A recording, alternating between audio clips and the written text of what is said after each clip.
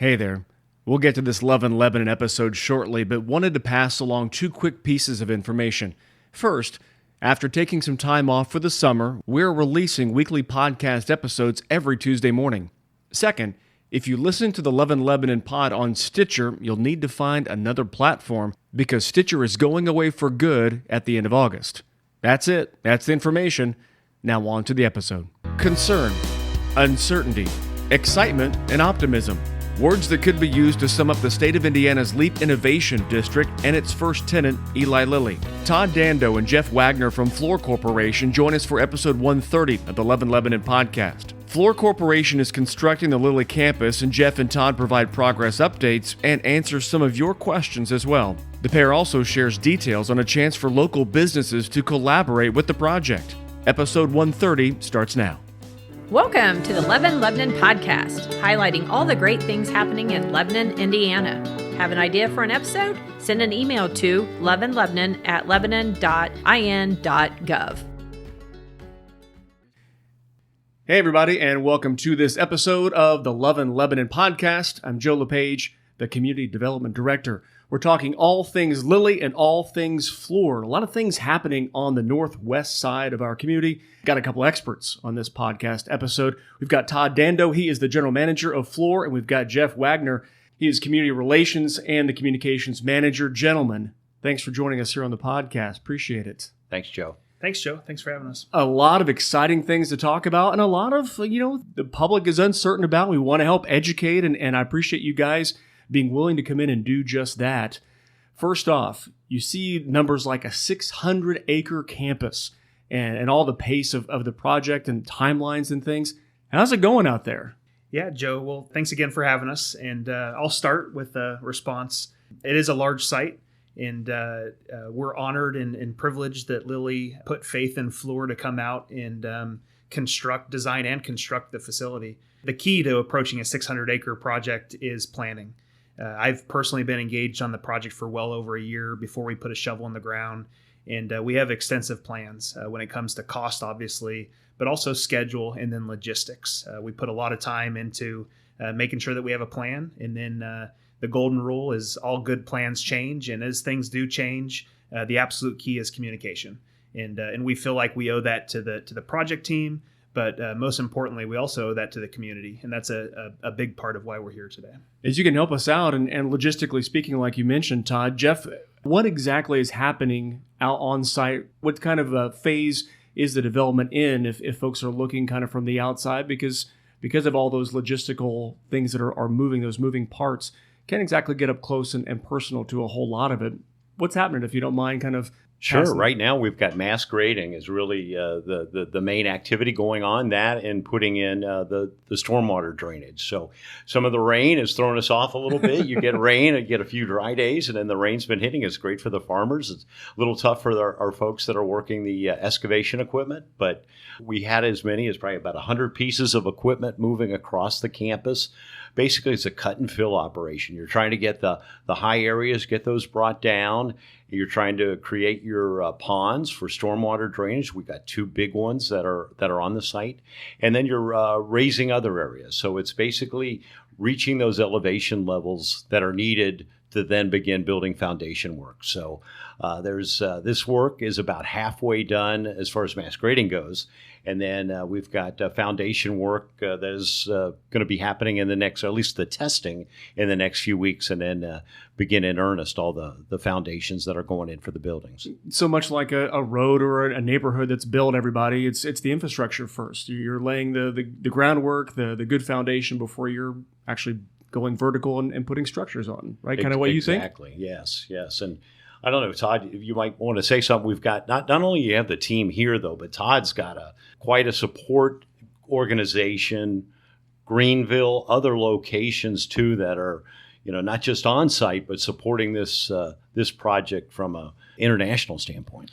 Yeah, I think to elaborate on that a little bit, here in Lebanon, you do see the face of the project, which is the campus.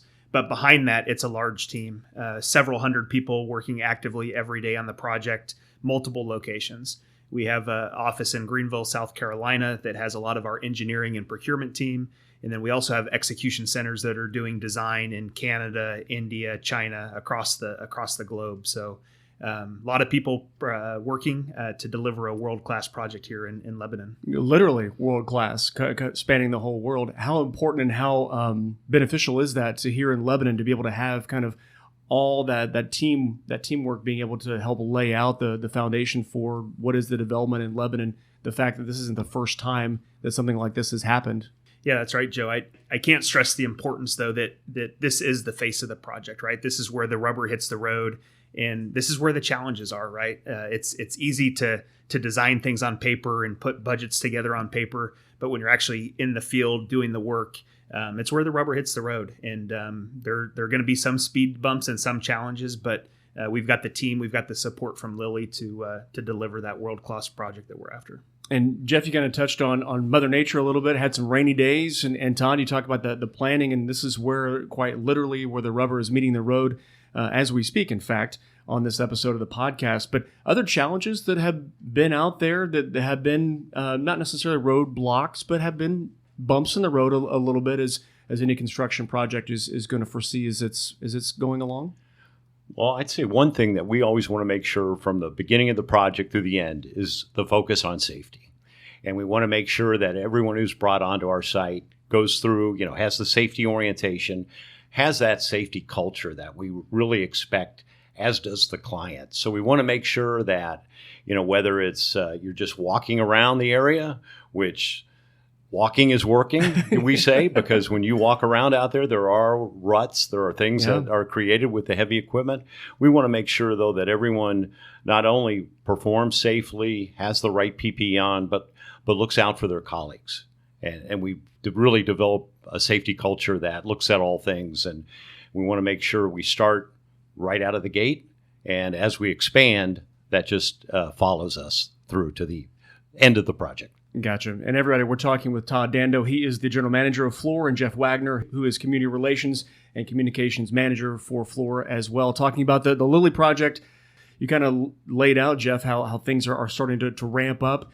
It's no secret that there will be a few more employees on site later on in the project in the not too distant future. If you can kind of talk about, we're going to get into kind of public perception and some things that people have either heard or think they heard or taken their own creative license to put out on various social media platforms.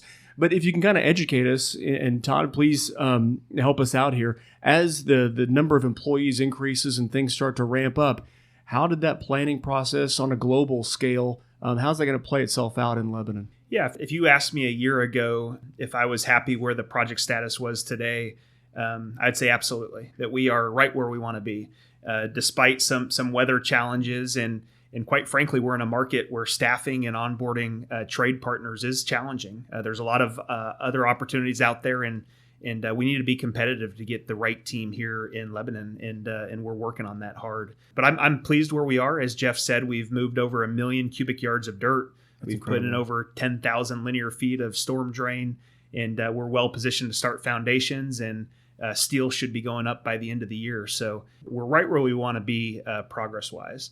As far as other challenges, currently right now we're about 40 employees here in Lebanon. We're stationed out on the campus, and we'll be growing. We'll get up to about 300 people, Fluor employees, in the next year and a half. And our goal is to hire locally. We have a handful of people out of town, but we also are actively recruiting. We've got requisitions out and interviewing and hiring a lot of local hires to fill out that staff of 300 people. That staff of 300 people will manage, I know a popular number has been about 3,000 craft out in the field, and that's true. We're currently at about 125 people on site, craft people on site, and that number will escalate smoothly over the next 2 years. We expect to hit that peak time frame in late 2024, early 2025, and we're preparing the infrastructure for that now. As Jeff was mentioning, a lot of the work we're doing now is the foundation level, and a big part of that is the infrastructure. So we are setting up a small city inside of the campus. We call it Trailer City, where we'll have offices and places to eat. We want to, once people come to site, we want to keep them on site. so they have a very productive day and reach the construction goals that we have. And so we have, working in the mayor's office here where we're all currently sitting, we have a number of people that have come in and have heard something or think they may have heard something or read something on those social media sites or the third or fourth or 2.0s, all that. But the way that you're talking here, Todd, is the fact that it's not going to be 3,400 people all driving to work at the same time, blocking up traffic. It's not going to be 3,400 people from noon to 1 taking a lunch break and flooding local restaurants. This is something that has been laid out well in advance to be able to maximize those people on site and have them be able to be on location, not to have any of those issues that some of our public may have heard somewhere along the way. Yeah, that's exactly right, Joe. I don't downplay the challenge. I don't downplay the perception. I have empathy for the area. It is disruptive, but I'd love to tell you what the plans are, right? And that's why Jeff and I are here to start rolling those plans out.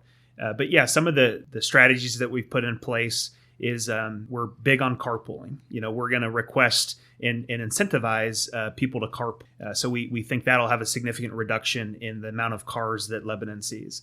The other thing that we're doing is staggered starts. We'll have organized parking to where people will come in and park in the part of the building that they're working on. And that way we can streamline people into the campus and streamline people out of the campus. But again, I'll close by that topic by saying we do have empathy.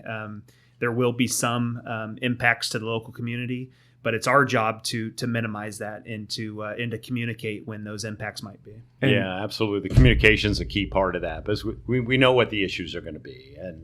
And any major project you have, whether that be roads, whether that be buildings like this, they're going to come with challenges, some inconveniences, but we want to make sure that we let people know what to expect, perhaps offer some options around that.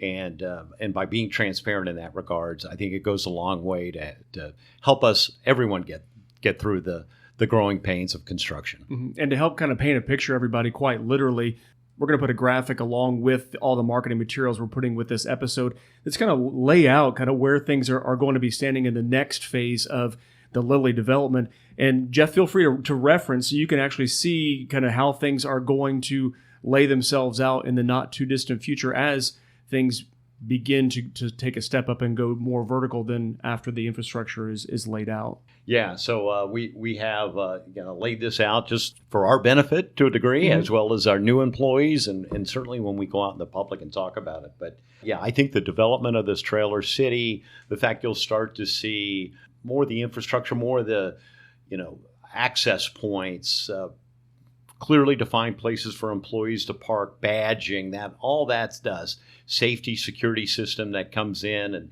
there'll clearly be places for employees that'll come in, and very much you start to see more of a regimented approach, as currently we're working out of some homes. And also one of the things that neighbors can expect is to start to see these trailers start to come in, to start to see some fence line going up, and really to see more of the campus be framed up from an outside perspective. Gotcha. Everybody, we're talking with Todd Dando and Jeff Wagner. They're from Fluor, kind of help lay out some things that are going on, maybe help to educate a little bit, break some of the perception that may be out there, and also to keep you informed. Later on in the podcast, we're going to have some information for you to sign up for text alerts and newsletters, and a chance for you to really get an inside track and get all the information you need as the project continues to go forward. Todd, you talked about the inconvenience and knowing that change is difficult and it's a lot of moving parts and all those things. When it comes time to have what is it again? The trailer city? Trailer city. When it comes to restaurants and things along those lines, and talking before we hit record, the importance of going local or going within the county and bringing in the eateries that have some ties to Lebanon or Boone County, the surrounding area. How important is that when setting up the trailer city and beginning to have employees stay on site, eat, and take advantage of local businesses along the way? Yeah, extremely important to leverage what we have here in Lebanon. And we've been very impressed from the company that's cutting our grass to the current catering that we're doing on site. We're finding a lot of that skill set right here in Lebanon. And that's our priority. One, it makes good sense for the area, But then too, it's cost effective, and you know the neighborhoods and know the areas, so it adds a lot of efficiency. The plan today is we'll have 5 canteens on site, and in those canteens we will have food services. So every day there'll be a warm lunch that the team can come in and have. And the plan there is to use local restaurants to service those canteens on site. And later on in the podcast, everybody will have a chance for you to be able to get a link and be able to sign up, register for an online meeting coming up on September 12th to be able to kind of find out more information, to get registered, to meet some of the folks that we're talking to and about, just to help keep you informed. And Jeff, this is kind of the tip of the iceberg with what Todd was saying about having the local eateries. Fluor has really taken some strides to really invest, quite literally, in the community. How important was that for you guys to do? Recently went to the Lebanon Community School Corporation State of the School, and you were there. Yeah, and got to catch up with you and see the investment that Fluor is making in the community. And it's a priority for us, Joe, on these projects to get involved. I mean, we've got a big workforce, a big Fluor team here that comes out who wants to get involved, people that have their own hobbies, areas of interest, whether it be sports, cultural, education. So we try and take advantage not only from a monetary standpoint, but also from a person standpoint. You know, what would you like to get involved with? What would be that good link? And we refer to it as our Envoy program. And it's an informal, really, network of, you got someone who likes music. What can we get them into that might be music based, or someone who likes to work with kids and from a mentoring standpoint, or an engineer very excited about what they do and come into the classroom and be able to talk about maybe a career day. So that's a big thing for us. And where can we set up that individual one-on-one relationship? And what it serves also, in addition to us being involved, but say you have a question, you have someone now you can come back and ask that too, that's on the project, and hopefully they can answer it for you. If not, they know they can go back and talk to someone to get an answer, no matter what the subject might be. So that's a big thing for us, and that's something that we're going to have. That'll go on from the beginning of the project all the way to when the project's turned over.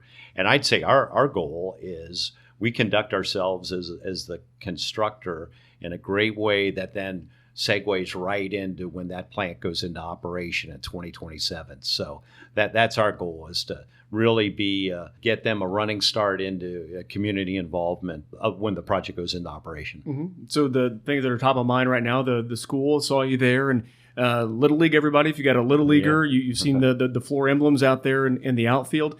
But one of the things, I don't know who drew the short straw. Boy, you had to eat some barbecue at the Battle of the Barbecue.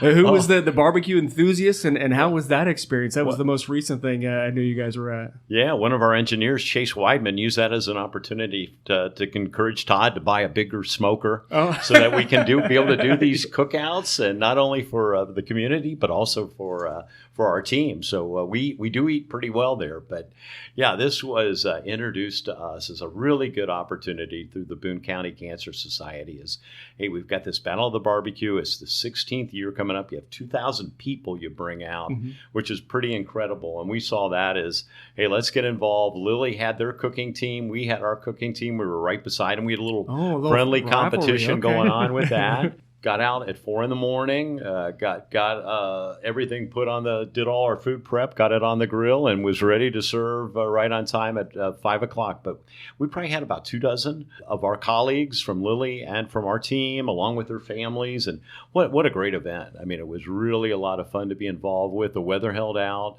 Some of our folks brought their kids, and grandparents and parents, so it was a real family event. But we were, again, what's really impressed me about Lebanon is just how outgoing and friendly people have been to us since we've arrived. So I've worked in some communities where you're kind of viewed, oh, you're not from around here, are you? Yeah. Well, it's certainly been the opposite here, that we've been welcomed and invited to participate not only in that program, but Kiwanis and as you mentioned, through the Lebanon schools, Western Boone schools. So again, just something that we're looking to really expand upon as the project moves forward. And you said it wonderfully well that it's not just the monetary, throwing money at stuff, but you're actually out there with families. And also an important part I'd like everyone to get as you're listening to this podcast, questions, putting names with faces and being able to, I heard this, can you help educate me? And, that type of thing, but help educate the public and be able to keep them informed and talk to a real person. Yeah, absolutely. Have those conversations. And that was one of the first things we wanted to offer to the city as well as to the county is here are some direct contacts you can have with the project. And we know as the first development within LEAP, we want to get that off to a great start and represent the city, the county, obviously our client very well. So we are a resource to be able to answer some of those questions. And for our part, we've got a great outreach team here, and we have a number of ways. We've got our website, got our 24-hour call center that will take questions, concerns, comments, anything you have.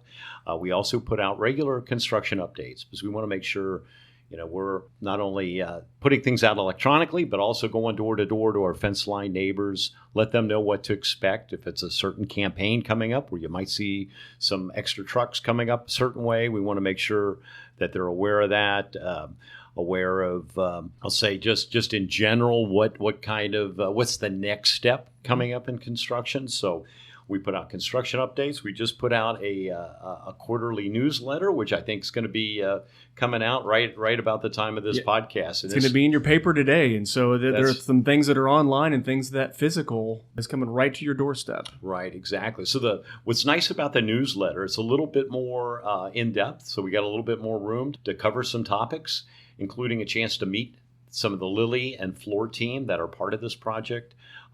What's coming up. We've got a nice graphic that shows across the 600-acre campus some of the specific types of field operations that are taking place. A chance to talk about what's happening in the community as well too. So a lot of information in this trifold publication that we're putting out. Again, everybody, that's coming to your Lebanon Reporter physical newspaper today. So this is a timely episode that we're passing along to you. We're also going to give you an opportunity within the body of this podcast, whether you get it on iTunes or Google Play, wherever, iHeartRadio, you're going to be able to subscribe to the newsletter. So it'll be delivered right to your email inbox. And so there's no real excuse to miss any of the details that are going to be associated with this project going forward. And I'm guessing, Todd, as we start to kind of round the final lap here, the importance of the communication with the public. You mentioned kind of the continuing theme is it's inconvenient. There's some unknowns still with it, but you guys are limiting that by communicating with people. It's a pretty simple process, but one that's important to you guys. That's right, Joe. And I think an important part of communication is two-way communication. And we have gotten good input from the fence line neighbors. They've given us direct input, and we've made some changes to account for some of the inconveniences that we caused. And we want to keep that spirit moving forward. Nobody knows the neighborhood or the area better than the people that live there for years and years. We want to respect that, and any input that they want to have to the construction plans we have, we're open to listening and make the plan better. And so just to let everyone know as we get ready to wrap things up here. So in today's paper, you're going to get a physical copy of, it's glossy, it's really nice, the trifold. That's got an advanced copy that Jeff's got there. That's a nice one. Yeah. I'm looking at the pictures. I'm kind of getting captivated there, everybody. But you're going to get that in your newspaper later on today. There's going to be a chance for you to register and sign up for that to come right to you, right to your door, and however you want to get it. Also, on September 12th, there's a virtual meeting that's going to be taking place that's going to be sponsored by the IEDC and the Chamber. We're going to have information on that. We don't want you writing while you're driving and things like that, getting distracted. It'll be in the body of this podcast. We'll also put it on the city's social media and the website as well. So you can register for that. It's a virtual meeting. Get a chance to ask your questions, maybe get an inside track when it comes time to set up the trailer city and I want to be able to say it with a big voice, be able to have, the cantinas that are out there that Todd and Jeff were talking about. And so chance for you to stay informed. Also text alerts you can sign up for, and they'll come right to your phone as things happen, not only with the city and city events, but Lilly specific, Fluor development specific text alerts will come right to your phone. All you have to do is sign up for it. And so there is literally no excuse. And you mentioned, Jeff, there's the 24/7 question line that if you got something that keeping you up at night, 2 a.m., you can call and talk to somebody like Jake from State Farm, I guess. Yeah, that's right. Exactly. So, it's a priority for us when we get those questions that come in to turn that around right away. So try to be very responsive, whether it's a phone call, whether it's an email, or if you just stop us on the street and have a question that that's why we're here. Fantastic. Gentlemen, thank you so much for your perspective and being able to come in and just chat and share what's going on in the process. Appreciate it. Yeah, thank you, Joe. Thanks for having us. And hopefully we'll be a stranger. Hopefully it wasn't a miserable experience, so we can have you back sometime at a later date to continue to keep us informed. That'd be great. Very good. Okay, we're holding them to it, everybody. There you go. Thank you for listening to this episode of the Love in Lebanon podcast. Again, more information about all the things we talked about will be in the body of this podcast episode, along with all the city's social media profiles and the website as well. Thank you so much for listening to this episode. We'll chat again soon.